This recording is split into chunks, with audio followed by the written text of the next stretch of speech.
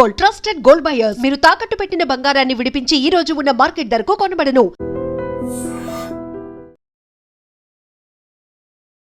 నమస్తే, welcome to I dream social spotlight with కవిత.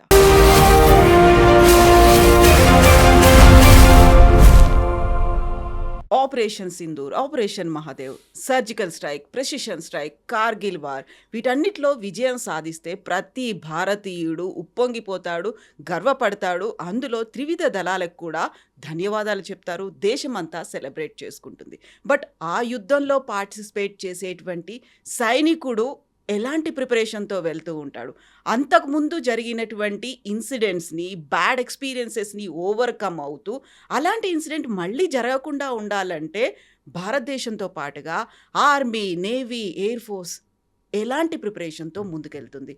మనతో పాటుగా ఉన్నారు కార్గిల్ వార్లో పార్టిసిపేట్ చేసి 4th జనరేషన్ ఫౌజీ అయినటువంటి వింగ్ కమాండర్ అనీష్ ఆంటోనీ గారు. హలో అండి, నమస్తే. నమస్కారం అండి. So we are very glad and fortunate మీరు మాతో ఉన్నందుకు, మాకు టైం ఇచ్చినందుకు. అండ్ 4th జనరేషన్ యూజువల్గానే అలా అనుకోకుండా ఇంట్రెస్ట్తో జాయిన్ అయ్యేవాళ్ళు కొంతమంది అయితే, ఒక పరంపర లాగా ఇప్పుడు 4వ తరం మీరు ఉన్నారు అంటే like hats off to you and your family members అండి. And thank you so much for saving us. మా కోసం మీరు ఇంత కష్టపడి మీరు ముందుకు వెళ్తున్నందుకు థ్యాంక్ యూ వెరీ మచ్ అండి. మీ షోలో పిలిచినందుకు చాలా థ్యాంక్స్ అండి. థ్యాంక్ యూ సో మచ్ అండి. మేము ఒకటి ఏదైనా జరిగింది అనుకోండి, అక్కడ వార్ అవుతోంది, లేకుంటే బోర్డర్లో టెన్షన్ ఉంది, ఇన్సైడ్ కూడా ఇలాంటివి అవుతున్నాయి అనుకున్నప్పుడు ఆర్మీ వస్తుంది, ఎయిర్ ఫోర్స్ వస్తుంది, నేవీ కూడా ఉంది, వాళ్ళంతా ప్రిపరేషన్లో ఉన్నారు, they are ready to take that. ఇమ్మీడియట్గా అటాక్ చేయడానికి ఉన్నారు, వాళ్ళకి అలర్ట్స్ వస్తున్నాయి, వార్నింగ్స్ వస్తున్నాయి, మెసేజ్లు ఇస్తున్నారు అనుకున్నప్పుడు అంతా మాకు ఓకే వీళ్ళు రెడీగా ఉన్నారు, మా కోసం వాళ్ళు వస్తున్నారు, ఫైట్ చేస్తున్నారు అనేది అనుకుంటాం. బట్ ఆ టైంలో సైకలాజికల్గా మీకు కూడా ఒక ఇండికేషన్ వచ్చింది, we need to fight for the nation అన్నప్పుడు ఏమనిపిస్తుంది యాజ్ ఎ ఫౌజీ? మీరు ఏమనుకుంటారు అసలు? సో అది ఇండికేషన్ వచ్చింది, we have to fight as a nation అనేది, that is ingrained in you అండి. అది మనకు డైలీ ప్రాక్టీస్లో ఉండేది అది. సో మాకు ఎలా నేర్పిస్తారంటే, వార్ ఎప్పుడైనా అవ్వచ్చు, మీరు ఎప్పటికైనా మీరు రెడీ ఉండాలి, రైట్? సో దాట్ అప్రోచ్ అలా ఉంటుంది. అంటే వచ్చినప్పుడు రెడీ అయ్యి మనం చేసి ప్లానింగ్ చేసి వెళ్ళేటప్పుడు అని కాదు. సో ఆ ప్లానింగ్ అండ్ ప్రాక్టీస్ అనేది it is a daily process అండి. సో మీరు చూస్తుంటే every sortie, every time we fly or every training mission we undertake, we take it like a real mission only. So అప్పుడే అలాంటి accuracy వస్తుంది. మీరు ఆప్ సింధూర్ అని చూసినా కానీ, మరి మీరు వేరే ఆపరేషన్స్ అని చూసినా కానీ, ద కైండ్ ఆఫ్ ప్రెసిషన్ మన ఇండియన్ ఆర్మ్డ్ ఫోర్సెస్ చూపిస్తారు. I think it is of the highest order. మనం కూడా చాలా ఇంటర్నేషనల్ ఎక్సర్సైజ్లో పార్టిసిపేట్ చేస్తామండి. ఆపరేషన్ ఎక్సర్సైజ్ రెడ్ ఫ్లాగ్ అని ఉంటుంది యూఎస్లో, వేరియస్ ఇంటర్నేషనల్ ఎక్సర్సైజ్లో పార్టిసిపేట్ చేస్తాం. Almost always we come out in the top, because the practice, the precision and the passion which we approach, and we're always prepared, ready for war. So alantidi readiness for war and is not a one day thing. Exactly. It's a lifestyle.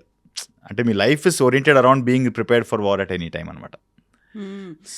మీరు ఎంత అయినప్పటికీ కూడా ఇప్పుడు 4th generation ఉన్నారు, ముగ్గురినే చూశారు, తాతగారు, అంతకంటే వాళ్ళ ముందు, ఆ తర్వాత జనరేషన్ ఇక్కడి దాకా వచ్చిన తర్వాత కూడా ప్రతిసారి ఒక లైఫ్ రిస్క్ అనేది ఉంటుంది. మళ్ళీ మనం వస్తామా రామా అనేటువంటివి ఇవన్నీ ఉంటాయి, ఇంట్లో వాళ్ళు ఎదురు చూస్తుంటారు ఉంటుంది. వీటన్నిటికంటే నేషన్ ఫస్ట్ అనేటువంటి ఒక నినాదం అనేది ఉంటుంది. దాన్ని మీరు నరాన జీర్ణించుకొని అక్కడికి దాకా వెళ్తూ ఉంటారు. ఆ టైంలో ఉండేటువంటి ప్రిపరేషన్ అనేది ఒకటి ఉంటుంది చూడండి. ఎప్పటికీ మీరు ఎవ్రీడే ట్రైనింగ్ 24/7 అదే మైండ్లో ఉన్నప్పుడు కూడా సంథింగ్ ఈజ్ హ్యాపెనింగ్ దేర్. మనం వెళ్ళాలి అనుకున్నప్పుడు బయట జరిగేది మాకు పెద్దగా తెలియదు, ఏం జరుగుతుంది అనేది బయట ఉన్న మాకు తెలియదు. ఇంటర్నల్గా అయ్యే ఉంటాయి చూడండి, ఒక స్ట్రాటజీ అనేది ఉంటుంది, వాళ్ళకి ఎవరికి తెలియకుండా వెళ్ళాల్సిన అవసరం ఉంటుంది అనుకున్నప్పుడు. నేషన్ వాంట్స్ టు నో అంటారు కదా అలా. సో లైక్ ఐ సెడ్ అండి, there something called war plans అని ఉంటాయండి. And these are very top secret war plans. కానీ ఈ వార్ ప్లాన్స్ అనేది ఆల్రెడీ ఆల్ సిచ్యువేషన్స్ని ఎన్విసాజ్ చేసేసుకొని ఈ వార్ ప్లాన్స్ అనేది తయారవుతాయండి. అండ్ ఈ వార్ ప్లాన్స్ ఎలా ఉంటే ఆల్ 3 ఫోర్సెస్ కంబైన్డ్గా వార్ చేసేటట్టు వార్ ప్లాన్ ఆల్రెడీ క్రియేటెడ్గా ఉంటుంది. ఆ war plan at the central level, at the air head quarters, army head quarters and naval head quarters లెవెల్లో క్రియేట్ అయ్యి, then it flows down to formations, then it flows down to units, flows down to individual person కూడా ఒక war plan. నేను ఈ war ఇప్పుడు declare అయింది అంటే నేనేం చేస్తాను, రైట్. సో మళ్ళీ again there'll be separate war plan. ఒకసారి ఓన్లీ పాకిస్తాన్ ఫ్రంట్ ఓపెన్ అయ్యిందంటే ఏం చేస్తాం, ఓన్లీ మనకు చైనా ఫ్రంట్ ఓపెన్ అయితే ఏం చేస్తాం, then there is a 2 front, Pakistan China కలిసి మనం అటాక్ చేస్తే ఏం చేస్తాం, 2.5 front, Pakistan China and internal sleeper cells activate అయ్యి ఇంటర్నల్ అగ్రెషన్ కూడా ఉంటే అలా ఏం చేస్తామని. సో ఇలాంటి వార్ ప్లాన్స్ అండ్ సినారియోస్ అనేది చాలా బ్రెయిన్ స్టార్మింగ్ అయ్యి ఆల్రెడీ క్రియేటెడ్గా రెడీగా ఉంటాయి అండ్ ప్రాక్టీస్ అనేది దానిపైన అవుతుంది. సో మీరు చాలా మటుకు మీరు ఎక్సర్సైజెస్ చూస్తుంటారు, పోఖరణ్లో లైవ్ ఫైరింగ్ ఎక్సర్సైజెస్ ఉంటాయి, నేవీలో మొన్న ఫ్లీట్ రివ్యూ అయ్యింది. సో ఇలాంటి ఎక్సర్సైజ్ అనేది చాలా అవుతున్నాయి, right. And every year process అండి ఇది, రైట్. అండ్ ఈ ఎక్సర్సైజెస్లో all of these war plans get tried and tested to the last minute level వరకు టెస్ట్ అవుతాయండి. ఇది అక్కడెక్కడైనా తప్పులు అవుతుంటే అది మళ్ళీ and it is more like a competition also. So ఎవరు అతని వార్ ప్లాన్ కరెక్ట్గా ఎగ్జిక్యూట్ చేస్తున్నారు అనేది ఒక కాంపిటీషన్ టైప్లో ఉంటుంది. ఆ కాంపిటీషన్ వల్ల people will try to perform their best and because of that the overall performance itself increases. And ఎవరైతే ఎక్కడైతే గ్యాప్స్ ఉన్నాయో దాన్ని మళ్ళీ వెళ్ళి సరిదిద్దుకొని next time the war plan is make better. The plans are refined continuously. So మీరు ఇప్పుడు మనకు సింధూర్ చూసినా కానీ కూడా మనకు ఫైనల్ ఆ ఒక ద ఫస్ట్ స్ట్రైక్ ఏదైతే వెళ్ళిందో, right, the entire strike was just only 20-25 minutes, right. ఇనీషియల్గానే అయిపోయింది. So but far that 20-25 minutes that pilot who was sitting in the aircraft has practiced for 15 years of his life, right. ఒక 15 years. And ఆ ఎయిర్క్రాఫ్ట్కు నా role ఏంటి, నా weapon system ఏంటి, నా radars ఎలా పనిచేస్తాయి, నేను నా టాక్టిక్స్ ఏంటి అనేది ఒక 15 yearsగా డైలీ ప్రాక్టీస్ చేస్తున్నారు అతను. అందుకే అలాంటి ఒక ప్రెసిషన్ వచ్చింది, right. It is not possible without precision, right. Without that kind of practice training some times మీకు విరక్తి పుట్టేసారు, అరే 100 సార్లు చేశాను కదా మళ్ళీ ఎందుకని. But no, the processes are made in such a way that మీరు కావాలైనా కూడా మీరు షార్ట్ కట్ తీసుకోలేరు. Because the data recorders are recording everything, your flight systems are monitoring everything, and you have to follow the process, right? So it is more about process and it's more about procedure, it's more about process, and our repeated ga process lo malli chestu oka perfection level vastundi. I'll give you a very small example, and I was posted to Siachen Glacier, right? Okay. So akkada we had a army post called Amar ani, right. So Amar post is situated 21,000 feet హైట్లో Amar post ఉంది, right. So Amar post మీరు చూస్తుంటే hill ఉంది కదా, ఆ hill tip పైన ఉంది, right. నా ఆ హిల్ ఇటు పక్కనేమో పాకిస్తాన్ ఉంది, ఇటు పక్కనేమో ఇండియా ఉంది, అండ్ అమర్ is right on the top, right. నా అక్కడ మీకు హిల్స్లో మీకు ప్లేన్ ఏరియా దొరకదు for helicopters to land. So మీకు హెలికాప్టర్ ల్యాండ్ చేయడానికి మీకు ప్లేస్ అనేది ఓన్లీ 5 meter by 5 meter, ఒక square 5 meter by 5 meter square ఉంటుంది, రైట్. ఆ స్క్వేర్ పైన మీరు ల్యాండ్ అవ్వాలి. మీ helicopter length is 13 meters, exactly, right. So if you're correctly sitting on helipad, మీరు ముందు కూడా మీకు ఏం కనబడదు, వెనకాల కూడా ఏం కనబడదు, అప్పుడే మీరు కరెక్ట్గా కూర్చున్నట్టు, right. So now that is one complexity, right. మీరు చాలా పైకి నుంచి వస్తే ఎనిమి చూస్తాడు, షూట్ చేసేస్తాడు, రైట్. సో మీరు జనరల్లీ మీరు ఎయిర్పోర్ట్లో చూసిన ఫ్లైట్ ఇలా వచ్చి ఇలా పైకి వచ్చి ల్యాండ్ అవుతుంది కదా, ఇక్కడ మీరు అలా చేయలేరు, ఎందుకు పై నుంచి వస్తే కొట్టేస్తాడు కదా వాడు. So you have to actually come very very flat parallel and just stop correctly on the helipad. కొంచెం మీరు ముందే అనుకోండి మళ్ళీ కొడతాడు, he will shoot you, right. And he's hearing you, he knows that you are coming, exactly. So that is the precision. Now that is the first complexity.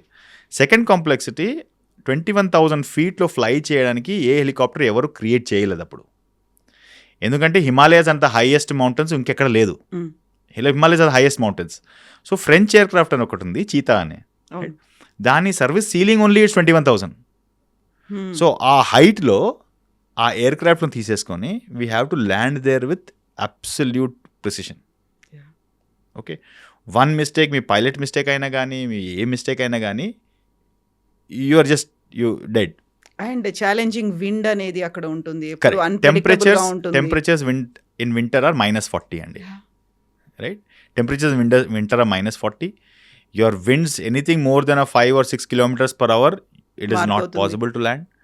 And మీరు ఇప్పుడు ఇలా land అయిపోయారు కదా, టేక్ ఆఫ్ ఎలా చేస్తారు, ముందు చేయలేరు కదా, నార్మల్ ప్లేన్ ఎలా టేక్ ఆఫ్ చేస్తుంది, అప్పటికప్పుడు అలా వర్టికల్గా చేయాలంటే కష్టం కదా. ప్లేన్ టేక్ ఆఫ్ నార్మల్ ఇలా అవుతుంది కదా, మీరు ఇలా వెళ్తే పాకిస్తాన్ షూట్ వస్తాడు కదా. సో మీరు ఎయిర్ క్రాఫ్ట్ లేపి బ్యాక్ రావాలి, బ్యాక్ వ్యాలీ ఉంది కదా, ఆ వ్యాలీలో పడిపోవాలి, అప్పుడు పడిపోయి again you will take off. So this is the normal take off there, అంటే దిస్ ఇస్ ఎవ్రీడే. కానీ అలాంటి precision, that is, so when you are saying Indian pilots are the best, one of the best pilots, it is because year on year ఇలాంటి process చేస్తున్నారు వాళ్ళు. అలాంటి precision ఎక్కడ మీకు దొరకదు. అంటే ఫ్రెంచ్ వాళ్ళు వచ్చారనమాట, it's a French air craft. French వాళ్ళు వచ్చారు ఫర్ ఎక్స్చేంజ్ ప్రోగ్రామ్, మేము వాళ్ళని అక్కడ తీసుకొచ్చాము. వెన్ దే ల్యాండెడ్ బ్యాక్, నేను మీరు అక్కడ ఫ్లై చేస్తారు కదా, మీ వింగ్స్, అంటే పైలట్ అవుతే వింగ్స్ ఇస్తారు ఇక్కడ, మీ వింగ్స్ మాతో ఎక్స్చేంజ్ చేసుకోండి, it will be an honour to exchange wings with you. Because ఇలాంటి ఎన్వైరన్మెంట్లో ఇలాంటి ఫ్లయింగ్ ఏ కంట్రీలో వేరే ఎవరు చేయట్లేదండి today. And to get cleared to land on that helipad, it takes almost 8 months just to practice, and finally you become a captain to land there. You are allowed, you are permitted to land there. And అప్పటిదాకా మీరు చేసినటువంటి practice, training అవన్నీ కూడా ఒక ఎత్తు అంటారు. ఇది మాత్రం you have to be very sharp. Focus has to be totally on. మైండ్లో మీకు డిస్ట్రాక్షన్ ఎక్కడ వచ్చే ప్రసక్తే లేదు. Because it is, see, in war there is no second prize. So true. You either win or you die. Or you die. Ante. So every approach that we do is with that perspective. There is no second place. So నేను second place లేదు, second place వస్తే నేను చనిపోతాను, అలాంటి ఒక మైండ్లో పెట్టుకొని ఎంత ప్రిపరేషన్ అవుతుంది. And also as officers you are responsible for all the people you are leading. Exactly. So వాళ్ళ లైఫ్స్, వాళ్ళ ఫ్యామిలీస్ కూడా మీ డిసిషన్స్ పైన ఆధారపడి ఉన్నాయి కదా. సో ఆ ఒక responsibility, so you're 100% sure, 200% effort వేసారని మీరు 100% షూర్ ఉంటారు. That is how you practice. And ఇంతకుముందు జరిగినటువంటి వార్ సిచ్యువేషన్స్, సినారియోస్ ఇప్పుడు అన్నీ మారిపోయాయి. గతంలో ఆర్మీ ఎక్కువగా ఉండేది, ఇప్పుడు సర్జికల్ స్ట్రైక్, ప్రెసిషన్ స్ట్రైక్స్ ఇవన్నీ చూసిన తర్వాత ఎయిర్ ఫోర్స్ ఇంకా ఎక్కువ కీ రోల్ ప్లే చేస్తోంది. అందులో మనం తెచ్చుకున్నవన్నీ కూడా చాలా రఫేల్ లాంటివో, లేక పెద్ద పెద్ద మిసైల్స్ ఇవన్నీ తీసుకొస్తూ వాటిని ఫ్లై చేయాలి, ఫైటర్ జెట్లు ఉన్నప్పుడు. ఈ రెగ్యులర్గా చేసినటువంటి ట్రైనింగ్కి దీనికి చాలా చాలా చాలా డిఫరెన్స్ ఉంటుంది. అండ్ ఒక పైలట్ని ట్రైన్ చేయాలి అనుకుంటేనే $1 million ఖర్చు అవుతుంది అనుకుంటే, ఆ ఫైటర్ జెట్ కంటే కూడా training not only about dollars అండి, టైం. ఎగ్జాక్ట్లీ. ఒక పైలట్ని తయారు చేయాలంటే మీకు 2 to 3 years అవుతుంది. So it is not about, అంటే $1 million పెట్టి నాకు పైలట్ రావడానికి రాడు. ఆ $1 million ఒక 3 yearsకి మీరు ఖర్చు చేశారంటే అప్పుడో పైలట్ తయారవుతాడు. So it is at 3 years which is more important. ఎందుకంటే మీరు వార్ ఉంది కదా, వార్లో 3 years తర్వాత పైలట్ తీసుకొస్తారంటే వార్ అయిపోతుంది అప్పటికి. అవును. సో ముందు అదంతా ప్రెడిక్ట్ చేయాలి, దానికి తగ్గట్టుగా ప్లానింగ్ అనేది ఉండాలి, ఎగ్జిక్యూషన్ అనేది ఉండాలి. ఇవన్నీ చూస్తే చాలా టఫ్ అనిపిస్తుంది. ఒక్కోసారి అది కూలిపోయింది అని చెప్పినప్పుడు ఎజెక్ట్ చేశారు. ఎజెక్ట్ అనేది చాలా ఒక ఇన్సల్టింగ్గా ఫీల్ అయ్యేటువంటి సిచ్యువేషన్ అని నేను విన్నాను. అలాంటి సిచ్యువేషన్ వచ్చింది అంటే పైలట్ ప్రాణాలు చాలా చాలా ఇంపార్టెంట్, చాలా క్రూషియల్ మనకి ఫైటర్ జెట్టు వీటన్నిటికంటే అవన్నీ కూడా ముందే చెప్తూ ఉంటారు కదా. మీరు దాంతోనే ట్రైన్ అయ్యి ఉన్నారు. అట్లాంటి సిచ్యువేషన్ వచ్చింది, ఎజెక్ట్ చేయాలి, నేను బయటపడాలి అనుకున్నప్పుడు ఏమవుతుంది? దాన్ని ఎలా ట్రైన్ చేస్తారు మిమ్మల్ని? మీకు ఎలా చెప్తూ ఉంటారు మిమ్మల్ని? So why does ejection happen అండి? There 2 or 3 reasons. One is that if there is a technical malfunction ఏదైనా ఉందంటే, కంట్రోల్ చేయలేక ల్యాండ్ చేయలేకపోతే అప్పుడు ఎజెక్షన్ చేస్తారు, రైట్? దాంట్లో కూడా again there are act and react. అంటే అప్పుడు ఏమంటే ఇమీడియట్గా, అంటే there is a fire in the engine, so ఇమీడియట్గా మీరు ఎజెక్ట్ చేయాలి, you have no option, right? Second is there is one failure, అదే కొంచెం కంట్రోలబిలిటీ ఉండి, you have a little time to eject, right? So when you have no other option, you just directly simply eject. కానీ most of the times ఏంటంటే మీకు కొంత time దొరికినా కానీ you try and move it away from that situation, try and move from inhabitation. ఎక్కడైనా అక్కడ ఇల్లులు ఉన్నాయంటే, బిల్డింగ్స్ ఉన్నాయంటే దానికన్నా టర్న్ చేసేసి in safe direction you point it and you try to eject అనమాట. But before that, whenever an emergency happened, emergency అంటే something which is suppose to be working is not working, అంటే some engine failure అయినా కానీ, ఏదైనా failure అయినా కానీ, all of those actions are already pre practised on a daily basis, on an everyday మనకు ఒక briefing ఉంటుంది. So normal pilot life starts with the briefing in the morning everyday. And most take offs are planned sunrise. అంటే sunrise అవ్వగానే your wheels will be up. అంటే ఇవాళ 6:21 sun rise అంటే 6:21 wheels will be up. మీరు దానికన్నా ముందు briefing చేసి finish చేసుకొని ప్లానింగ్ చేసుకొని ఇంట్లో మీరు లేవడానికి 4 o'clock అవుతుంది, right? You plan, you come back, you take a briefing, and in every briefing emergencies are discussed. ఇక్కడ వెళ్తున్నావు, ఈ హైట్లో ఉన్నావు, ఈ డైరెక్షన్లో టర్న్ చేస్తున్నావు, ఈ మిషన్లో ఇక్కడ ఉన్నావు, ఇప్పుడు మీ ఇంజిన్ ఫెయిలియర్ అయిపోయింది, ఇప్పుడు ఏం చేస్తావు? So immediately you have to rattle out all the emergency actions that you have to take.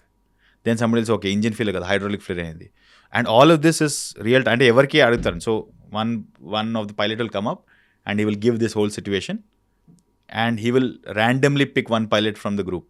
Okay మీరు ఆన్సర్ చేయండి అని. అతను వచ్చి ఇలా కూర్చుని ఆన్సర్ చేస్తాడు. ఆన్సర్ చేయకుండా కాకుండా his hands have to move correctly in the right direction to pull the correct levers on a daily basis, right? Then somebody else will come, he will say okay this emergency is this, okay మీరు answer చేయండి. So అతను వచ్చి కూర్చొని ఒక పైలట్లో ఒక కాక్పిట్లో కూర్చున్నట్టు, but only చైర్లోనే, మామూలు చైర్లో ఎయిర్ క్రాఫ్ట్ లో కూర్చోరు అలా కాదు, మామూలు చైర్లో. It's the briefing room is like a large room. There'll be typically around 100 odd people who will be sitting there. All pilots will be there, all air traffic controllers, pilots, meteorological, firefighting వాళ్ళు, safety services వాళ్ళు, doctors అందరూ ఉంటారు ఆ briefing.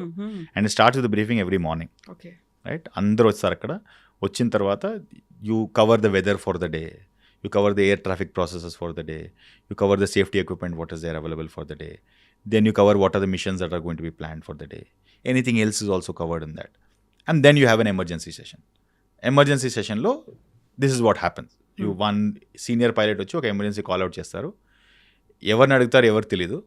ఎవరిని అడిగినా కానీ అతను వచ్చి ఇక్కడ కూర్చొని చైర్లో ఆన్ ద స్టేజ్ అందరికి ముందు వెళ్ళి కూర్చొని చైర్లో he has to call out all the correct emergency actions, right? And not only calling out, his hands have to go in the right direction to the right levers.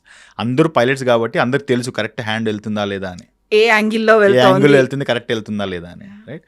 And he have to call out and practice all of that. This happens every day. Every time you're going for flying, this process happens. Right? And మళ్ళీ అంటే మీరు తెలియదు కదా, ఇవాళ నన్ను పిలిస్తే అందరి ముందు వెళ్ళి నేను ఆన్సర్ చేయాలి, తప్ప ఆన్సర్ చేయలేను కదా. It's a insult on my professionalism. So you will your self prepare and go, మన తప్పు రాకూడదని. సో అలా మీరు డైలీ 20 years ప్రిపేర్ చేసుకున్నారు అనుకోండి, on that day when it happens correctly, when that situation happens, you are more than 100% prepared. ఆ time కనిపిస్తుంది this is the day I am prepared. అప్పుడు ఆటోమేటిక్గా it goes into subconscious memory, muscle memory వెళ్ళిపోతుంది. Automatic మీ body react అవుతుంది, ఆలోచించడానికి అవసరం లేదు మీకు. హ్యాండ్ మూమెంట్స్ కావచ్చు, లెగ్ మూమెంట్, ప్రతిదీ కూడా ఇమ్మీడియట్గా మళ్ళీ మీరు ఐస్ కూడా దాని మీద ఫోకస్డ్గా ఉండాలి. The I goes in the correct place, the hand goes in the correct place, the correct action comes out. Because you have just seconds to react, you don't have anything more than that, right? So again the level of preparedness I'm saying, right? So you have something called blind fold checks. అంటే మీరు ఏం చేస్తారంటే మిమ్మల్ని కాక్పిట్లో కూర్చోబెట్టేస్తారు. Blinders ఉంటాయి కదా, blinders కళ్ళు కనిపించకుండా కట్టేస్తారు. కూర్చొని instructor will call out switch. మీరు కాక్పిట్లో చూసుంటే హండ్రెడ్స్ ఆఫ్ స్విచెస్ ఉంటాయి, రైట్? కళ్ళు కట్టేసి ఆ స్విచ్ అంటాడు, మీకు కరెక్ట్ మీ చెయ్యి ఆ స్విచ్కి వెళ్ళాలి. 1 ఇంచ్ పైకి కిందికి వెళ్ళినా కానీ స్విచ్ మారిపోతుంది, will fail, right? So unless your blindfold checks are passed, you are not allowed to fly the aircraft. Hand moment అంటే finger tip moment and brain correct యాంగిల్లో, మీకు కళ్ళు మూసుకొని కరెక్ట్ యాంగిల్లో కరెక్ట్ చేయి అక్కడ వెళ్తేనే మీకు ఆ స్విచ్ అక్కడ ఉంటుంది కదా. అవును, 1 ఇంచ్ కిందకైనా 1 ఇంచ్ పైకైనా కానీ will be putting off the wrong switch and collapse అయిపోతుంది entire. So when you're actually flying you don't, అంటే of course you look at the switch that you're doing, but even if your eyes are close, the hand will go to the correct place. So your mind hand eye coordination will be absolutely in sync. There's no difference between mind is thinking something, hand is going somewhere else. Exactly. So when you ask about preparation, right, this is the level of rigor and preparation అవుతుందండి అక్కడ. And margin of ఎర్రర్ని ఎంత తక్కువ చేస్తే almost 0 అయిపోతుంది.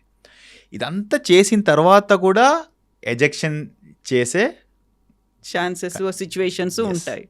ఇంత train అయిన pilot ejection చేస్తున్నాడంటే that is definitely a non recoverable situation. Exactly, అందుకే ఎజెక్షన్ అయ్యింది. ఎజెక్షన్ అయ్యింది అనుకున్నప్పుడు పైలట్ సేఫ్ ఉన్నారు. అప్పుడు పైలట్ ప్రాణాలు చాలా చాలా ఇంపార్టెంట్, ఎందుకంటే అంత టైం అండ్ ఎఫర్ట్స్ పెట్టి చేసినటువంటి దాన్ని.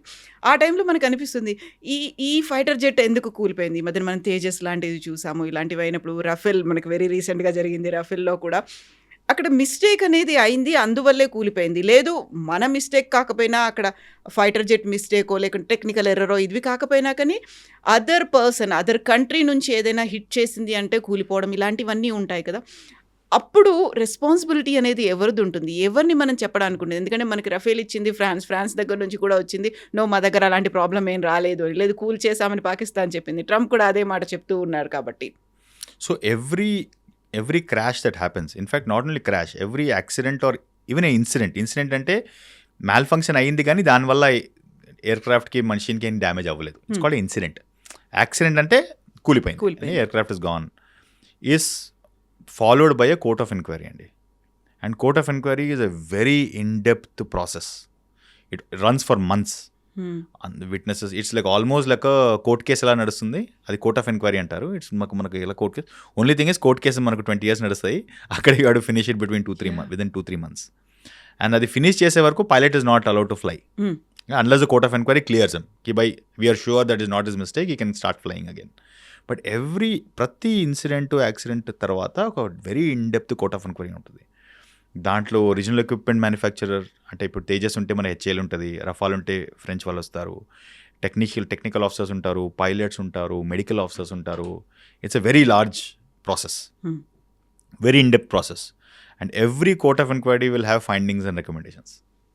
ఫైండింగ్లో if there is somebody's fault then the person will be punished. And if it is not anybody's fault, if it's a process failure, the entire process of the Indian Air Force will be rectified. ఆ court of ఎంక్వైరీకి అంత power ఉంది. So ఆ findings చేస్తారు, recommendations చేస్తారు. And recommendation అంటే if it is a loss of life or loss of aircraft, the finding and the recommendation will go to the chief of air staff. అక్కడ వరకు వెళ్తుంది అది, right? So అంత సీరియస్గా తీసుకుంటున్నారు, right? So the lot of things that will follow up when a aircraft crashes. Lot of people say కదా ఈ war టైంలో మనం 6 Rafales వెళ్ళాయి, 7 Rafales వెళ్ళాయి, 20 Rafales, whatever the number they are quoting, right? Firstly I think the air force correct decision తీసుకుందండి for not declaring how many attrition has happened, ఎన్ని aircrafts కూలిపోయాయని. ఎందుకంటే మనం వాడికి ఎంత చెప్తున్నాం మన దగ్గర ఇంత తక్కువ ఉన్నాయని, వాడు ఆలోచించుకోండి. Let him think that he he's got 100 less. వార్లో వెళ్ళినప్పుడు నా దగ్గర 100 ఎక్కువ ఉంటాయి కదా, రైట్? వాడు అజంప్షన్స్ పెట్టుకొనివ్వండి, నాకు దాంతో తేడా ఏం రావదు, రైట్? ఇది firstly. Secondly, tell me one any kind of so in the second world war who won? The Allies won, which is US, Britain, France and all that, right? They had 3 times more casualties than the Germans. Okay. But they won the war. So ఎవరు తక్కువ చనిపోయారని మీరు వాళ్ళే war winner అంటే Germany ఇవ్వదాను కదా, కానీ actually that's not the case. So war అనే సిచ్యువేషన్లో అట్రిషన్ అనేది ఉంటుంది, you cannot go without attrition, right? ఎంత అట్రిషన్ అయిందనేది that does not need to be declare చెప్పిన ఎవరు అవసరం లేదు. అది మీరు వార్లో ఇంత అట్రిషన్ అయిందంటే మీరు మీ మిలిటరీ సీక్రెట్స్ ఇచ్చినట్టు. బాబు నా దగ్గర ఇన్ని తక్కువ ఎయిర్ క్రాఫ్ట్ ఉంది, ఇక్కడ ఎయిర్ క్రాఫ్ట్ క్రాష్ అయ్యింది, ఇక్కడ వచ్చి అటాక్ చెయ్యి అని చెప్పినట్టు. ఓకే. బట్ ఇప్పుడు వినిపించేది కూడా మన పబ్లిక్ మనీతో కదా కొన్నది, అది పబ్లిక్కి చెప్పడానికి ప్రాబ్లం ఏంటి? రివీల్ చెయ్యొచ్చు కదా, నిజమేనా కదా? వాళ్ళు ఎవరో అంటున్నారు మేము కూల్ చేసామని, ఇంకొకరు ఎవరో చెప్తున్నారు ఏసి నిజంగా కూలిపోయింది అనేది. మనం వి వాంట్ టు నో కదా, మాకు చెప్పాల్సిన అవసరం లేదు. ఆన్సరబిలిటీ, రెస్పాన్సిబిలిటీ ఇలాంటివి వస్తూ ఉంటాయి కదా. సో యూఆర్ ట్రూ అండి. I think it's a very valid ask from the public. మేము డబ్బులు కడుతున్నాం కదా మాకు తెలియాలని. But not every person in the public, right, will take it in the correct perspective. ఈ ఎక్స్ప్లెనేషన్ ఇలా ఉంటుంది, right? So that is why you have levels of secrecy, that is why you have levels of confidentiality, right? మీరు ఇచ్చిన message ఏ sleeper సెల్కి వెళ్ళి ఎక్కడ వెళ్తుందో తెలియదు కదా, ఎగ్జాక్ట్లీ, రైట్? టుమారో అదే మీ అగేన్స్ట్ యూజ్ అవుతుంది, అదే ఇన్ఫర్మేషన్ మీ అగేన్స్ట్ యూజ్ అవుతుంది. So that is why every organization has levels of confidentiality, right? Top secret, confidential, restricted, open అని వేరియస్ లెవెల్స్ ఆఫ్. సో ఏదైతే ఓపెన్ ఇన్ఫర్మేషన్ ఉందో ఓపెన్ పెడతారు, ఏ restricted అంటారో కొంతమందికి చెప్తారు. ఏదైతే సీక్రెట్ ఉంది then there are layers of secrecy, ఎవరికి తెలుస్తుందని. సో దానివల్ల this kind of information comes under secret information category. అందుకే it is not revealed to everybody. Is there attrition? The answer would have been yes, there is attrition. Now you will say, I want to know how many aircraft, right? then you will say I want to know which type of aircraft. Then you'll say I want to know which airbase, which aircraft. Right? Exactly. Then will I be, is it a good process to tell you ఈ ఎయిర్క్రాఫ్ట్లో నా దగ్గర, ఈ air ఫీల్డ్లో నా దగ్గర ఇంత తక్కువ aircraft ఉంది, పబ్లిక్ చెప్పమా? అది పబ్లిక్ చెప్తే అక్కడ వెళ్ళినట్టే కదా. ఎగ్జాక్ట్లీ, అవును. So there is a limitation to how much you can disclose and give it to open media. That is decided at the central government, at the government level or the Air Force headquarters level అనమాట. But that is why declare చేయరు, ఎందుకంటే too much of information కూడా ఇవ్వరు. So true. అంత communication అవసరం లేదు. అంత communication అవసరం లేదు. Secondly, like I mean it's a very loose comparison. కానీ మీరు tell me any world cup winning team which has won without losing a wicket. Exactly, so true. Tell me one final, one match of one World Cup winning team in cricket which has won without losing a single wicket. Right? It's a very loose comparison. It's an unfair comparison. It's not the right comparison. But you have to look at it from that perspective. Miru, just in this last 1 month of war, ekkada mana Iran lo, right? The estimate is that there are 37 aircraft which have been destroyed of the US. There are fighters, there are drones, there are helicopters, there are transports, there are air-to-air refuelers, there are airborne radars. All types of aircrafts have been destroyed in the last 30-40 days. 37 aircraft is one estimate that they are saying that has been destroyed. Right? But one is that obviously US is not declaring that. Right, వాళ్ళు ఇక్కడ ఒకటి wherever is very very very blatant public ఏరియాలో వచ్చి పడిందో వాళ్ళు దాన్ని declare చేస్తున్నారు వాళ్ళు. ఇరాన్లో అయిన దాన్ని కూడా అప్పుడు అక్కడ ఉన్నటువంటి యురేనియం ప్లాంట్ దగ్గర ఉన్న దాన్ని ఎక్స్ట్రాక్ట్ చేయడానికి కూడా యూజ్ చేశారు అనుకున్నప్పుడు అక్కడ పైలట్ పడిపోయారు. పైలట్ని రెస్క్యూ చేయడానికి వచ్చిన దాంట్లో మేమే దాన్ని డిస్ట్రాయ్ చేసుకున్నాము అనేది యూఎస్ చెప్పింది. కాదు, మేమే కూల్ చేసామని ఇరాన్ అంటోంది. అక్కడ ఏమైంది, ఓన్లీ అక్కడ ఉన్నటువంటి ఆ ఫైటర్ పైలట్ని తీసుకొని వెళ్ళడానికి చేసినటువంటి ఒక operation. So it is again that is what I'm saying, these are classified things. The US ఏమనేది మా పైలట్ డౌన్ అయ్యాడు, వాడు తీసుకురావడానికి మేము వెళ్ళామని చెప్పారు. But the kind of force that was used to transport aircrafts, right, C-130 Hercules, they are huge aircrafts, right, they can carry almost 100 people, right?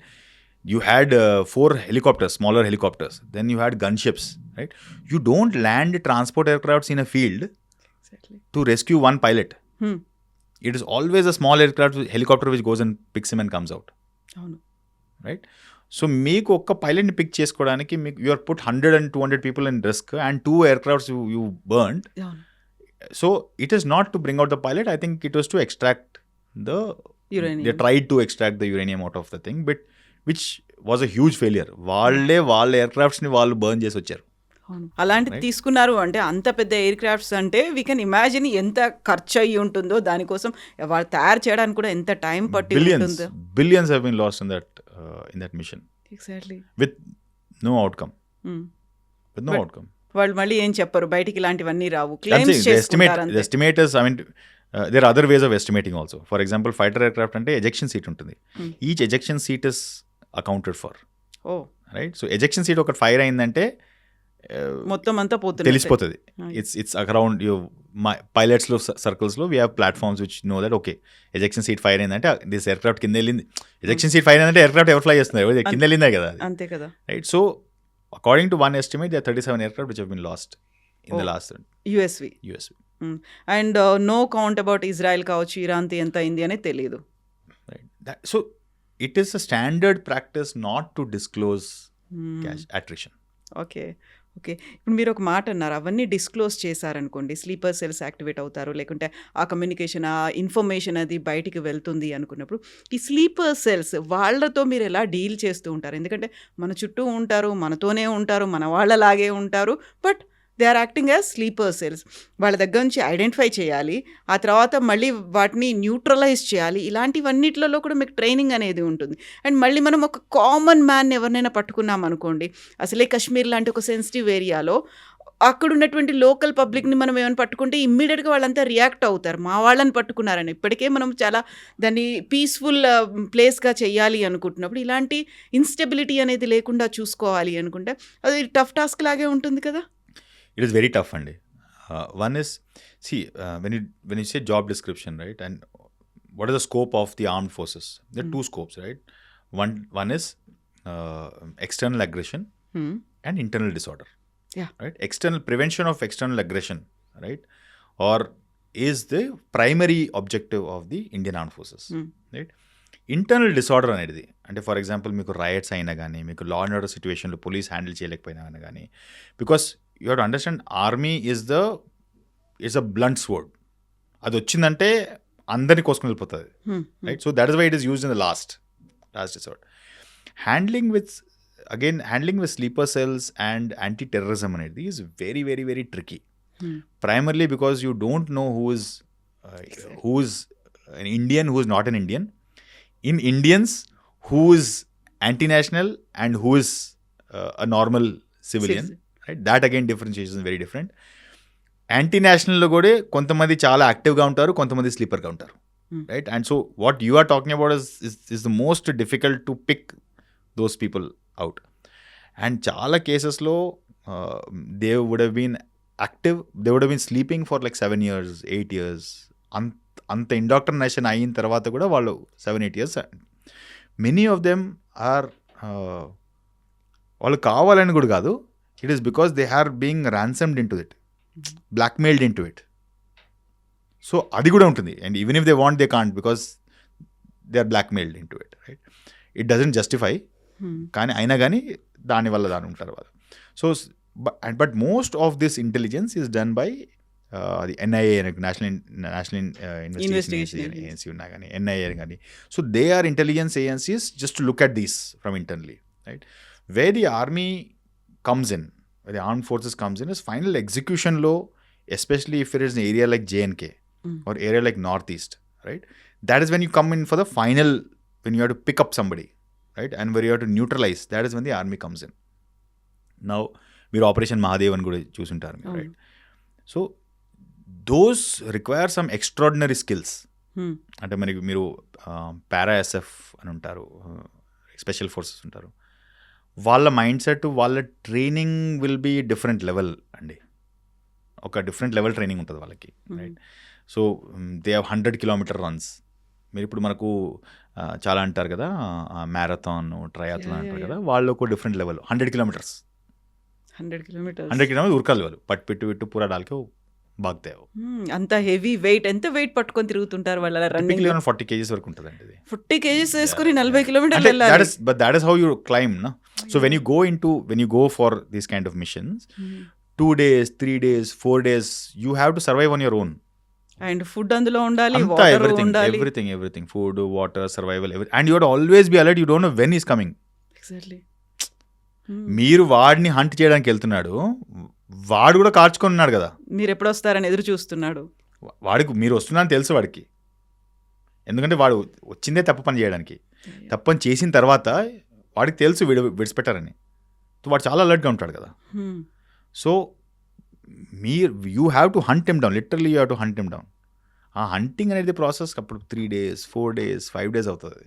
ఆ 5 daysకి మీకు if you have to be totally alert, 100%, 200% alert, and you have to hunt them down, right? So physical skills, mental skills, psychological skills have to be different level. దానికి వాళ్ళు training again and again, it comes back to training. When you are not fighting, you are training. Procedures, process, shooting. అంటే వాడు shooting range వెళ్ళాలంటే 100 bullets, 200 shoot చేస్తాడు. వాళ్ళు వెళ్తాడు, వాడు rifle తీసుకెళ్తాడు, కూర్చుంటాడు, స్నైపరు 100 bullets కొడతాడు టార్గెట్ పైన, వెళ్ళిపోతాడు. నెక్స్ట్ డే వస్తాడు, మళ్ళీ కూర్చుంటాడు, టార్గెట్ పైన రేంజ్లో 200 bullets కొడతాడు, మళ్ళీ వెళ్తాడు, మళ్ళీ వస్తాడు. That is the kind of training దగ్గర కంటిన్యూస్లీ. అండ్ ఆ వెపన్ వాడిది, ఆ వెపన్ ఎలా బిహేవ్ చేస్తుందని తెలుస్తుంది. It's almost like an attachment to him. It's like a personal belonging టైప్లో అనమాట. ఒక యాక్సెసరీ లాగా అయిపోతుంది అది. It is an extension of a weapon is an extension of your arm అంటారు. Okay, your weapon is an extension of your arm, right? And it is always stuck to you. మీరు ఎక్కడున్నా కానీ అది మీద వెళ్తుంది, తన బాడీ పార్ట్ అంతే. It is your body part. So మీకు ఇప్పుడు వెపన్ ఫర్ దెమ్ వెపన్ లేకపోతే వాళ్ళకు ఏంటి చేతులు ఏదో ఖాళీగా ఉన్నట్టుంది, missing something is not there అని అలా ఉంటుంది. ఇప్పుడు స్లీపర్ సెల్స్ అనుకున్నప్పుడు పహల్గామ్ ఇన్సిడెంట్ అయింది, 26 మంది చనిపోవడానికి అక్కడ కారణం మన దగ్గర ఉన్న కొంతమందే ఇన్ఫిల్ట్రేటర్స్కి హెల్ప్ చేశారు, ఆ టెర్రరిస్ట్లకి హెల్ప్ చేశారనేది. అది కూడా 3000 రూపీస్ తీసుకొని వాళ్ళకు ఫుడ్ ఇచ్చారు, షెల్టర్ ఇచ్చారు, ఈ ఇన్ఫర్మేషన్ బయటికి రాకుండా చూశారు. ఆ 3000 రూపీస్కి ఆశపడి 26 మంది ప్రాణాలు పోవడానికి కారణమయ్యారు అనేది ఒకటి. ఆ స్లీపర్ సెల్స్ ఆపరేషన్ మహదేవ్ అప్పుడు అక్కడ ఉన్నంత మంది కొంతమంది షెపర్డ్స్ లాగా ఉన్నారు, వాళ్ళు ఇన్ఫర్మేషన్ ఇచ్చారు, ఇక్కడ ఎవరో కొంచెం తచ్చాడుతున్నారు కొద్దిగా చూడండి అనేది. వీళ్ళని మీరు బ్లైండ్గా నమ్మడానికి లేదు, వాళ్ళని నెగ్లెక్ట్ చేయడానికి ఉండదు, బ్యాలెన్స్ చేసుకుంటూ వెళ్ళాలి కదా. ఈ ఆపరేషన్ సింధూర్ కావచ్చు, పహల్గామ్ ఇన్సిడెంట్ కావచ్చు, 2 ఎక్స్ట్రీమ్స్ ఉన్నాయి మళ్ళీ అక్కడ. స్లీపర్ అది సెల్స్ ఎక్స్ట్రీమ్ కాదండి, some times same person is giving information అక్కడ కూడా ఇక్కడ కూడా, బోత్ ఓకే బోత్ సైడ్స్. అంటే మీరు అక్కడి నుంచి ఇన్ఫర్మేషన్ వస్తుంది ఇన్ఫార్మర్స్ అనుకుంటారు, లాగా కానీ ఉంటారు. ఇతను ఇక్కడ ఇన్ఫర్మేషన్ కూడా అక్కడ ఇస్తున్నాడు, ఓకే राइट. समटाइम्स जैसे सर हमारा लाइफ को थ्रेट है इसलिए हम लोग दे रहे हैं, वो लोग पैसे But दे रहे हैं पैसे इसीलिए. दे रहे हैं इसलिए दे रहे हैं. But most of the time I think this information game is a very it keeps playing continuously, right. వాళ్ళు మనకి ఇన్ఫర్మేషన్ అక్కడ ఇస్తారు, అక్కడ ఇన్ఫర్మేషన్ మనకి ఇస్తారు. So it's definitely a very very difficult task to ఆ ఫ్లో ఆఫ్ ఇన్ఫర్మేషన్ వాడు ఇచ్చింది కూడా నమ్మాలా నమ్మొద్దు, ఈజీ లీడింగ్ ఇన్ ట్రాప్. అప్పుడప్పుడు వాళ్ళు ఇన్ఫర్మేషన్ ఇస్తారు, ఇక్కడ రమ్మని చెప్పు, ఇక్కడ ఉన్నారని చెప్పు, మేము కాసుకొని ఉంటామని, రైట్, అంబుష్ పెడతారు వాళ్ళు. So it is not very easy and there are other techniques also. అంటే before you go there are drones which goes in the front, right. So they are like looking out. Nowadays drone technology has come into the army. చాలా మటుకు drone technology వస్తుంది. Hand held drones ఉన్నాయి, pocket drones ఉన్నాయి, man pad drones ఉన్నాయి, అంటే back ప్యాక్లో ఉంటాయి drones. So lot of techniques you have developed to have eyes before where you are. అంటే మీకు 100 meters ముందు ఏం నడుస్తుంది ఇక్కడే మీకు ట్యాబ్లో తెలుస్తుంది. ఇన్ఫ్రారెడ్ సీకింగ్ డ్రోన్స్ ఉంటాయి, అంటే బాడీ హీట్ బాడీ టెంపరేచర్ చూసి మనిషి ఉందా కాదని కనిపిస్తుంది ఇక్కడ. So we try to counter these with technology. But అక్కడ సిచ్యువేషన్ అలా ఉంది అక్కడ in J N K. In my opinion from what we saw around 15-20 years ముందు, I was in 2014 also, I was in Jammu. అప్పటికి ఇప్పటికీ లోకల్ పాపులేషన్లో తేడా వచ్చింది, right. Tourism started increasing a lot, right. So local వాళ్ళకి ఇన్కమ్ రావడం స్టార్ట్ అయ్యింది, local businesses started flourishing, right. So there is the more India supporting people have increased అక్కడ when compared to around 10-12 years ago అని నాకు అనిపిస్తుంది, right. Even on ground also you can see those differences.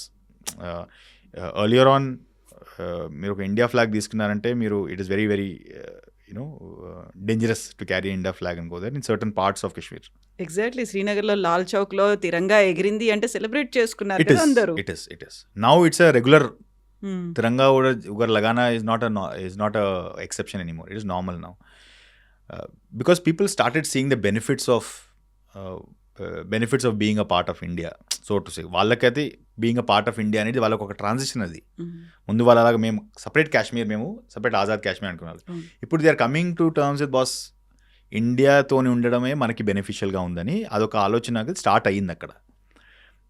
Obviously Pakistan will try is best to prevent that from happening, and Pahalgam to a great extent was that. Because ఈసారి కూడా tourism అనేది చాలా తగ్గిపోయింది అక్కడ.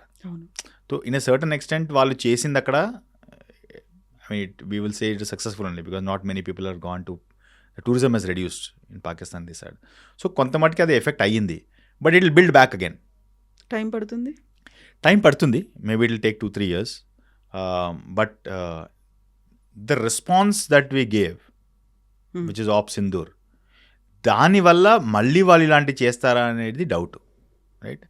And op Sindoor తర్వాత చాలా other activities also started. For example Balochistan start అయింది. So Pak army ISI is very occupied towards Balochistan.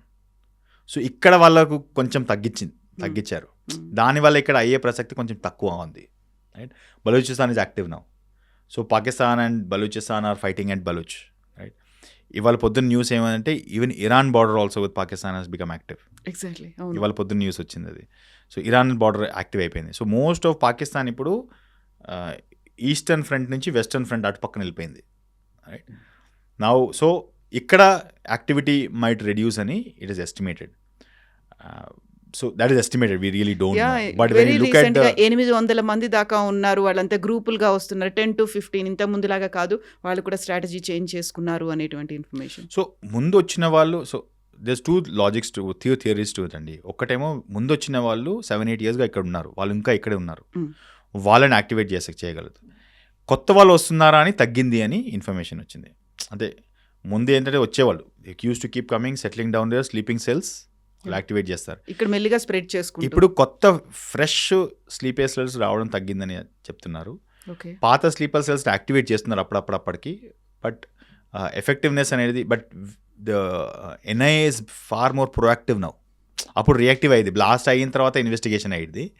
ఇప్పుడు ముందే they are preventing a lot of incidents from happening అని తెలిసింది.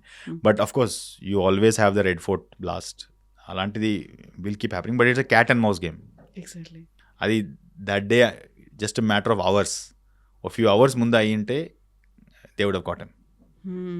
ఇప్పుడు స్లీపర్ సెల్స్ అనుకుంటాము, ఇన్ఫార్మర్స్ అనుకుంటాము, లేదు స్పైలు, సోర్సెస్, ఇందులో మనకి అవసరమైన వాళ్ళని మనం పాజిటివ్గా తీసుకుంటాము, వాళ్ళని ఒక డౌట్ఫుల్గా చూస్తూ ఉంటాము అనుకున్నప్పుడు ఒక బ్యాలెన్స్ అనేది చేసుకుంటూ ఉండాలి. అండ్ మీరు కూడా కమఫ్లేజ్ లాగా అక్కడికి వెళ్ళిపోయిన తర్వాత మారుతూ ఉండాలి కదా, ఎవరు మన వాళ్ళు ఎవరు కాదు అనేది వాళ్ళతో కలిసిపోతూ ఉండాలి, వాళ్ళని మీ కాన్ఫిడెన్స్లోకి తీసుకోవాలి, వాళ్ళ నెట్వర్క్లోకి మీరు వెళ్ళాలి అన్నప్పుడు దానికి తగ్గట్టుగా మీ లైఫ్ స్టైల్ కావచ్చు, ఈ చేంజెస్ ఇవన్నీ కూడా చేసుకోవాలి. దాని ట్రైనింగ్ అనేది కూడా ఉంటుందా? నాట్ మచ్ అండి, not much. Life style change అంటే ఎక్కడైతే మీరు వెళ్తున్నారో ఆర్మీ క్యాంప్లు, so you get posted every 3 years posting అవుతుంది మీకు, మారుతూ ఉంటుంది. సో ఆర్మీలో ఏంటంటే 3 years ఫీల్డ్ ఉంటుంది, 3 years పీస్ ఉంటుంది, రైట్? ఫర్ ఎగ్జాంపుల్ మీరు హైదరాబాద్లో పోస్ట్ ఉన్నా అంటే పీస్ పోస్టింగ్ అది. Jammu or Kashmir, Ladakh, those are field, అవి ఫీల్డ్. నార్త్ ఈస్ట్ అవి ఫీల్డ్ పోస్టింగ్ అంటారు. సో మీకు ప్రతి పోస్టింగ్లో ఆల్టర్నేట్ అవుతుంది, ఒక ఫీల్డ్ ఒక పీస్ అని అవుతుంది మీకు. సో ఆ 3 years ఫీల్డ్ పోస్టింగ్ అయితే ఎక్కడైనా ఉండొచ్చు మీకు. సో అక్కడ వెళ్ళినప్పుడు ఆల్రెడీ అక్కడ ఒక యూనిట్ బయటికి వస్తుంది, వాళ్ళని మీరు రీప్లేస్ చేస్తున్నారు, రైట్? సో వాళ్ళ నుంచి చాలా మటుకు మీకు నాలెడ్జ్ ట్రాన్స్ఫర్ అనే అవుతుంది. Knowledge transformation, information transformation, informers transfer, అదంతా మీకు ట్రాన్స్ఫర్ అవుతుంది అనమాట. సో చాలా మటుకి they will guide you on how to set up your unit and take the unit. మిగతా ట్రైనింగ్ ఎలాగో మీకు ఉంది, బేసిక్ ట్రైనింగ్ అయితే ఎలాగుంది, లోకలైజ్డ్ ట్రైనింగ్ అయితే ఉంది, నాలెడ్జ్ బేస్ అయితే ఉందో that you will get from the out going unit, అక్కడి నుంచి వచ్చేది. సో అలాగా దాన్ని మేనేజ్ చేస్తారనమాట. సో ఇన్ఫర్మేషన్ లాస్ అవ్వకుండా వాళ్ళు నేర్చుకున్న లెసన్స్ని నెక్స్ట్ వచ్చే యూనిట్కి చెప్పడము. సో ఆ నాలెడ్జ్ ట్రాన్స్ఫర్ అనేది helps a lot when new unit is going there. మీరు వెరీ ఫస్ట్ ఆపరేషన్లో పార్టిసిపేట్ చేసినప్పుడు కార్గిల్ వార్, ఆ తర్వాత సియాచిన్కి వెళ్ళారు, 2014లో అయింది, ఆ తర్వాత ఇప్పుడు 2026 over the period of time, ఇప్పుడు ఆల్మోస్ట్ ఒక 22 years ఇవి చూసిన తర్వాత కశ్మీర్ అనగానే ప్రతిసారి మనకు ఒక ప్యారడైజ్ ఆన్ ఎర్త్ అనుకునేవాళ్ళు, ఆ తర్వాత కశ్మీర్లో ఏలో రక్తపుటేర్లు అనుకునేవాళ్ళం, కశ్మీర్లో ఏలో ఇంకేదో జరిగింది, అక్కడ బాంబ్ బ్లాస్ట్లు అవుతున్నాయి, లేక వీళ్ళని కాల్ చేస్తున్నారు, ఎన్కౌంటర్లు అవుతున్నాయి, ఇవన్నీ వచ్చిన తర్వాత ప్రజెంట్ స్టేట్ ఈ రోజుకి ఎలా ఉందంటారు కశ్మీర్ పరిస్థితి? See, the Kashmir that I saw in 99, 2000, 2001, అప్పటికి ఇప్పటికి చాలా తేడా ఉందండి, right? So if I have to list down, right, the local population చాలా మటుకు ఇప్పుడు ప్రో ఇండియా అయింది, రైట్? అప్పుడు ఎక్స్ట్రీమ్ యాంటీ ఇండియా ఉండేది, ఇప్పుడు ప్రో ఇండియా అయింది, ఎక్స్ట్రీమ్ ప్రో ఇండియా కాకుండా. అంటే on a scale of -3 to +3, అప్పుడు -3 ఉంటే ఇప్పుడు మనకు 1 దగ్గర ఉన్నారు, -3 నుంచి -2, -1, 0, and now they are like leaning towards India, 1.5 అలా వస్తున్నారు అనమాట on that scale from a local population support perspective, right? Quality of life also కశ్మీర్లో ఇప్పుడు బెటర్గా అయింది, ఇన్ఫ్రాస్ట్రక్చర్ వచ్చింది, క్వాలిటీ ఆఫ్ లైఫ్ వచ్చింది, రైల్వే కనెక్షన్ వచ్చింది అక్కడ ఉదంపూర్కి మీకు, రైట్? సో టనల్ అయ్యింది మీకు. So that quality of access, roads వచ్చాయి బాగా, రైల్వే లైన్స్ వచ్చాయి బాగా. సో క్వాలిటీ ఆఫ్ లైఫ్ అనేది కూడా పెరిగింది from that time to now. అప్పుడు మీకు after sunset you cannot step out, బయటికి రావడానికి లేదు, కర్ఫ్యూ ఉండేది, అక్కడ ఛాన్సే లేదు, right? Military camp you had to be inside the military camp. Military camp మీరు బయటికి వెళ్తే you are going at your own risk, చెప్పకుండా వెళ్ళాల్సి వచ్చింది. Exactly, I'm talking about 99, 2000. మీరు మిలిటరీ క్యాంప్ నుంచి బయటికి వెళ్తున్నారంటే you are taking a huge risk, ఎందుకంటే మీ హెయిర్ కట్ అంతా సేమ్గా ఉంటుంది కదా మీకు, ఎవరైనా చూస్తే కనిపెట్టేస్తారు, right? So it was a huge, so it was that state at that point of time, right? అలాంటి ప్లేస్ నుంచి now there is extreme amount of, అప్పుడు I tell you very small example అండి, if you have to go from one place to another place, ROP అని పెట్టేవాళ్ళు, road opening procedure అని పెట్టేవారు. So ఆ full రోడ్కి ఎవ్రీ 100 మీటర్స్కి you will have jawans standing. And 1 hour before 1 hour 2 hours before the vehicle goes, and then vehicle వెళ్ళిన తర్వాత 1 or 2 hours convoy వెళ్తుంది. వెహికల్ ఒంటరిగా వెళ్ళలేదు. అవును, you have to put 20-30. So convoy సుబే 9 o'clock నికలేగా. సో ఎవరికైనా బయటికి ఆ రోడ్కి వెళ్ళాలంటే 9 o'clock ఆ కాన్వాయ్లో జాయిన్ అయిపోవాలి. మీ పేరు ఇవ్వాలి కాన్వాయ్కి, ఒక్కరోజు మీరు పేరు ఇవ్వాలి. ఈ కాన్వాయ్లో 9 o'clock కాన్వాయ్లో మా బండి వెళ్తుంది అని ఆ పేరు ఇస్తే ఆ కాన్వాయ్లో మీ బండి పేరు యాడ్ చేస్తారు. ఆ బండిని మీరు అక్కడ వెళ్ళి 1 hour ముందు, అక్కడ 1 hour ముందు ఇక్కడ పార్కింగ్ లాట్లో వెళ్ళాలి. పార్కింగ్ లాట్లో వెళ్తే మీ బండి చెక్ చేస్తారు. బండి చెక్ చేసిన తర్వాత 9 o'clock ఆ కాన్వాయ్ బయలుదేరుతుంది. కాన్వాయ్ వెళ్ళేటప్పుడు కాన్వాయ్ ఎక్కడ ఆగదు. కాన్వాయ్ ఆగే ప్రసక్తే లేదు. It just keep rushing. ఆగితే ఎక్కడ అంబుష్ పెడతారని. అండ్ అలర్ట్ గా ఉండాలి ఇంకా. ఎస్, అండ్ ఆ రోడ్ ఫుల్గా మీకు ఆర్ఓపి పోస్ట్ ఉంటాయి. మీకు జవాన్ గన్ పెట్టుకొని కూర్చుంటారు. రైట్, అండ్ కాన్వాయ్ వెళ్ళిన తర్వాత మళ్ళీ వాళ్ళు లాస్ట్ జీప్లో కొట్టుకుని వెళ్ళిపోతారు వాళ్ళు. So it was so dangerous even to come out of the army camp. I mean, I'm talking about 99. Okay, so when I'm saying -3, that is what I'm saying. Yeah. Right? From there, now I think is much better. Right? Tourists are going, tourists are traveling freely. Pahalgam incident ayindi correct. I'm not saying that it's negative, right? But it is better than at that point. Appudu you can't think about it. ప్రతిసారి నాకాబందీ అనేది అవుతుంది, cordon search అవుతుంది, అక్కడ ఉన్నటువంటి local పీపుల్ను వాళ్ళ ఇళ్లలోకి వెళ్ళి చూడాలి. ఇవన్నీ అనేది ఒక సెన్సిటివ్ అవుతుంది, కాకుంటే సీరియస్గా ఫోకస్ పెట్టాల్సినటువంటి ఇష్యూస్ ఇవన్నీ ఉంటాయి. ఇవన్నీ కూడా ఎందుకు అవుతున్నాయంటే పాకిస్తాన్ నుంచి వస్తున్నారు గ్రూపులు. కానీ అదే పాకిస్తాన్ ఈ టెర్రర్ గ్రూప్స్కి అన్నిటి కూడా ఒక ప్లాట్ఫామ్ లాగా ఇచ్చింది, ఒక బేస్ అనేది ఉంది, టెర్రర్ క్యాంప్స్ అనేవి అక్కడ ఉన్నాయనుకున్నప్పుడు ఇప్పుడు అదే పాకిస్తాన్ పీస్ టాక్స్ కోసం కూడా ఒక ప్లాట్ఫామ్ని ఇచ్చింది. ఇస్లామాబాద్ టాక్స్ అనేది రండి మా దగ్గర చెయ్యండి అనేది, సీజ్ ఫైర్ కోసం కావచ్చు, లేకపోతే పీస్ కోసం కావచ్చు. ఇప్పుడు చేస్తున్నామంటే పాకిస్తాన్ని అసలు ఏమనుకుంటున్నారు? మన భారతదేశం మీద ఇంత అటాక్ చేసిన పాకిస్తాన్ అమెరికాకు ఇరాన్కి మధ్యవర్తిత్వం వహిస్తోంది అంటే ఎలా చూస్తారు? No, my opinion is little different అండి. Pakistan is bankrupt. పాకిస్తాన్ దగ్గర డబ్బులు లేవు. పాకిస్తాన్ ఇప్పుడు యాజ్ అ కంట్రీ నడవాలంటే వాళ్ళకి ఎక్కడి నుంచైనా డబ్బులు కావాలి. Okay, right. వచ్చే డబ్బులు వరల్డ్లో డాలర్ ప్రింట్ చేసే కెపబిలిటీ ఓన్లీ 1 కంట్రీ దగ్గర ఉంది, అది అమెరికా. సో పాకిస్తాన్ డబ్బులు వస్తే అమెరికా నుంచి రావాలి. అది వరల్డ్ బ్యాంక్ త్రూ రావచ్చు, IMF మానిటరీ ఫండ్ నుంచి రావచ్చు, ఎక్కడైనా రావచ్చు, కానీ వచ్చేది అక్కడ అమెరికా నుంచి వచ్చింది.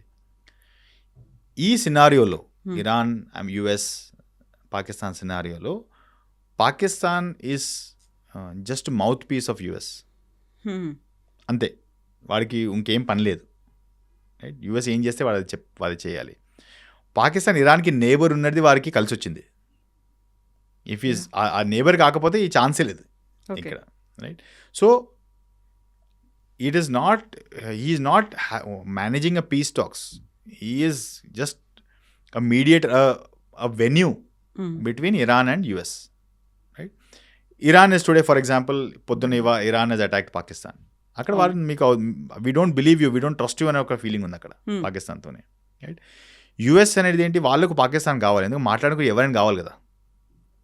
రైట్, సో మీరు చూసుంటే ట్విట్టర్లో కూడా వాడు పంపించిన డ్రాఫ్ట్ యాజ్ ఇట్ ఈస్గా పోస్ట్ చేస్తున్నాడు. అవును, రైట్. సో మీకు అతను ఉన్న క్రెడిబిలిటీ అని చెప్పండి. అతను సొంతంగా ఒక ఆలోచించి ఒక డ్రాఫ్ట్ కూడా చేయని పరిస్థితిలో ఉన్నాడు వాడు. ఆ డ్రాఫ్ట్ కాపీ పేస్ట్ మాత్రమే చేస్తున్నాడు అతను. సో అతనికి స్టాండింగ్ అనేది ఏం లేదు. He's just mouth piece. ఇక్కడ అడుక్కుంటాడు, అక్కడ అడుక్కుంటాడు, ఇక్కడ అడుక్కుంటాడు, అక్కడ అడుక్కుంటాడు వాడు. So I don't think he's doing a peace talks as such.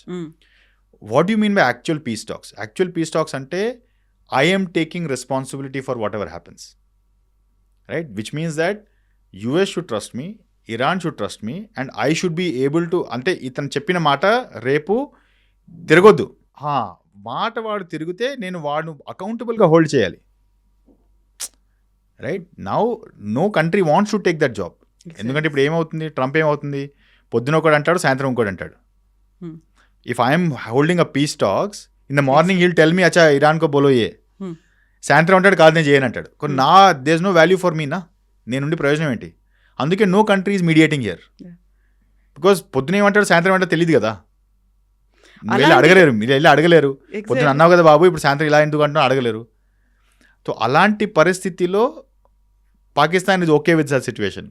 But అక్కడ కొంచెం అటు ఇటుగా తోడాస ఇదర్ ఉదర్ అంటారు కదా, అట్లా అయింది అనుకోండి, వీళ్ళ మీద ప్రెషర్ అనేది కూడా అదే స్థాయిలో ఉంటుంది. అమెరికా అలాగే అనగదొక్కాలని కూడా చూస్తూ ఉంటుంది కదా. అవునండి. అది ఇమాజిన్ చేసుకోవట్లేదా, దానికైనా రెడీ టు యాక్సెప్ట్ దట్? వాళ్ళకు ఏదో ఆప్షన్ లేదు కదా, వాళ్ళకు ఆప్షన్ లేదు. I mean Pakistan does not have any other option today.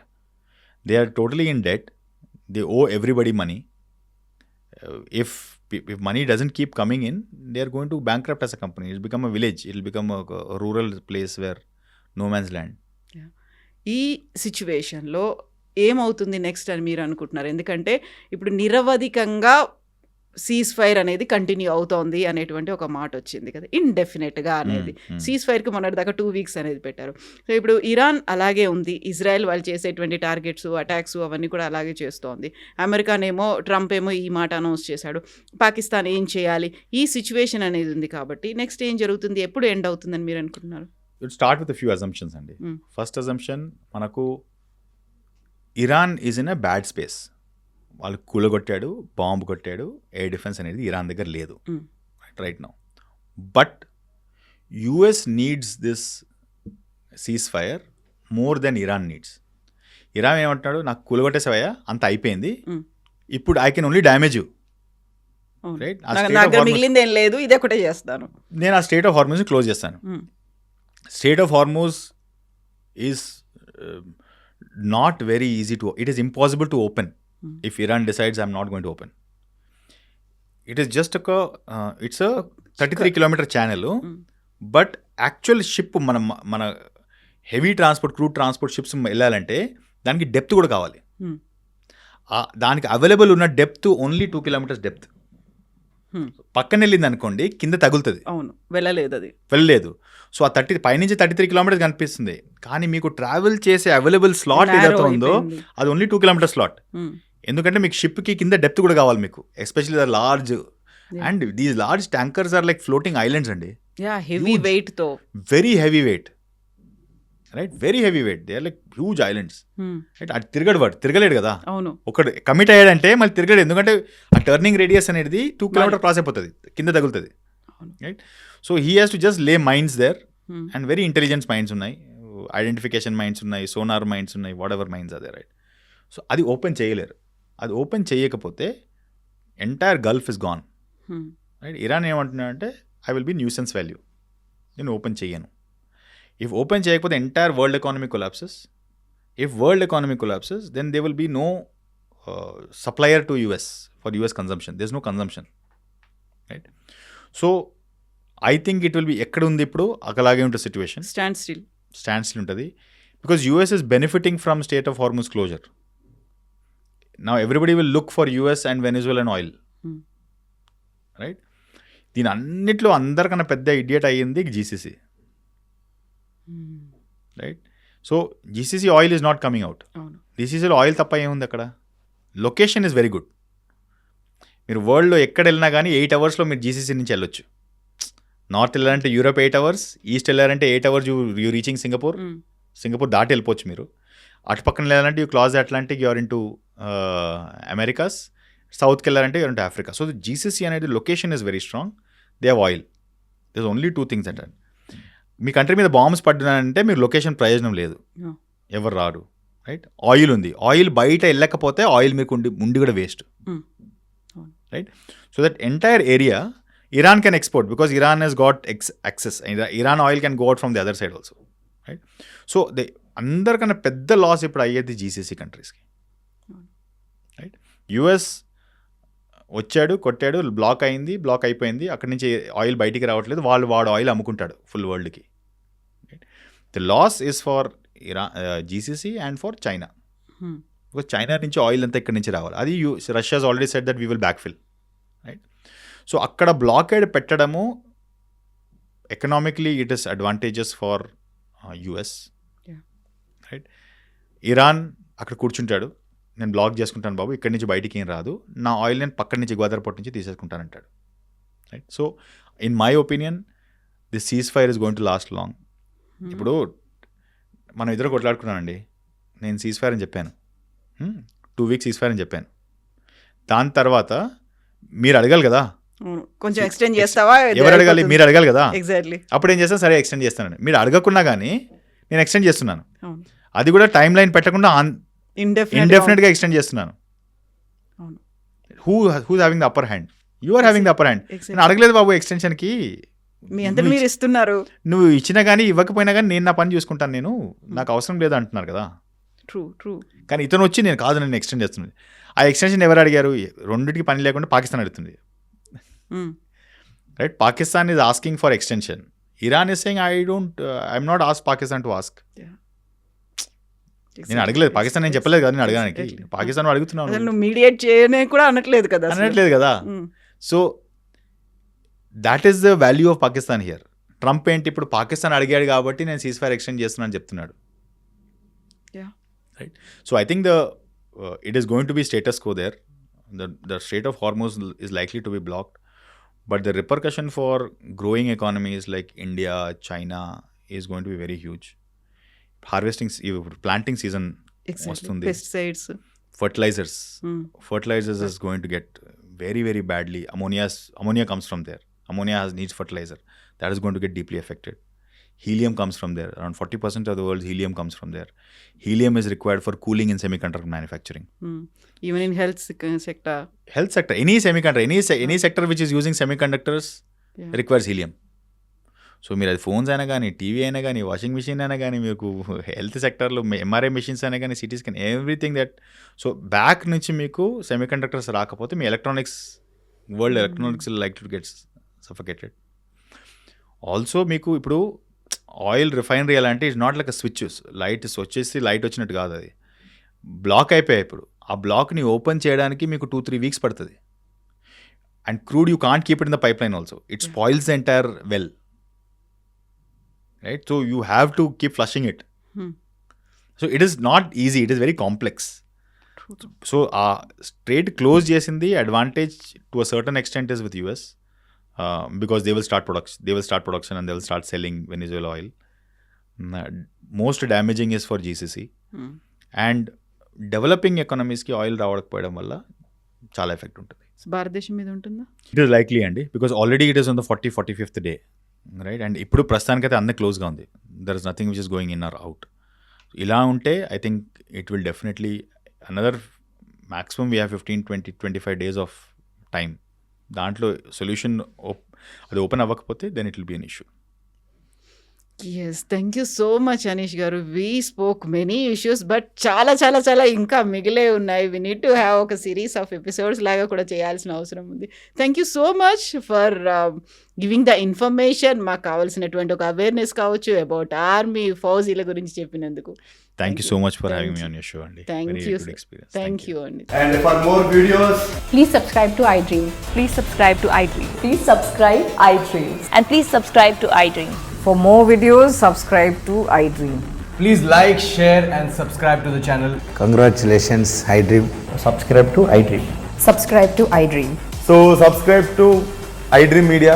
iDream team andarki huge congratulations. Please subscribe iDream Media. Please subscribe to iDream. Subscribe iDream. Please subscribe to iDream. iDream అంటే నా కళల ఛానల్ను subscribe చేసుకున్న నోరు తిరుగుతలేదు, మీరైతే గంట గుర్తు కొట్టండి. For more such videos, please subscribe to iDream. Subscribe to iDream. Please subscribe to iDream. Please subscribe iDream Media. Please do subscribe to iDream. Please subscribe to iDream Media. For best entertainment and information, please subscribe iDream. And don't forget to subscribe to iDream.